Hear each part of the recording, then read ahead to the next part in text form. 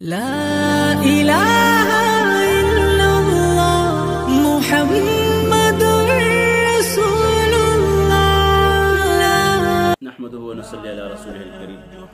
کیا تراویح کی نماز پڑھانے پر اور قرآن پڑھنے پر اجرت لینا جائز ہے یا نہیں؟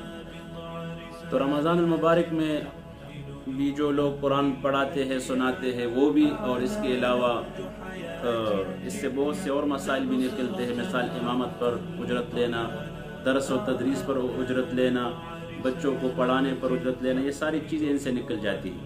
یعنی یہ مسائل ان کی طرف بھی متوجہ ہوتے ہیں، تو کیا ان کے لیے اجرت لینا درس تدریس پر یہ جائز ہے یا نہیں، اور تراویح پر اجرت پیسے لینا جائز ہے یا نہیں؟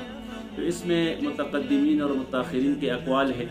متقدمین نے اس کو ناجائز قرار دیا ہے، اور متاخرین علماء اس کو جائز قرار دیتے ہیں، اور وہ دلیل میں یہ پیش کرتے ہیں کہ یہ اگر قاری صاحب، حافظ صاحب یا مدرس صاحب یا امام صاحب وہ پیسے لیتے ہیں یا تنخواہ لیتے ہیں تو وہ اس پڑھنے پڑھانے کا نہیں لیتے، بلکہ وہ اپنے اس وقت کا معاوضہ لیتے ہیں جو وقت ان میں صرف ہوتا ہے۔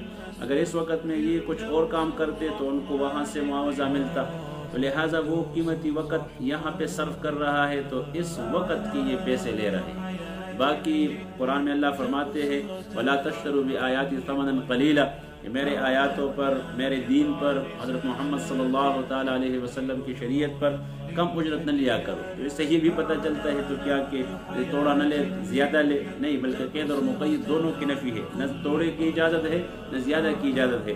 لہٰذا یہ متاخرین کے اقوال ہے کہ جائز ہے، اور وہ صرف اپنے اس وقت کا معاوضہ لیتے ہیں حافظ صاحب۔ ہاں، دوسری بات یہ ہے کہ اگر کوئی تراویح میں قرآن پڑھائے تو وہ بعد میں وہ اصرار نہ کرے پیسے لینے پر، بلکہ وہ لوگوں کو چاہیے کہ وہ خوشی سے ان کا اکرام کرے، ان کو ہدیہ دے، ان کو وہ معاوضہ دے۔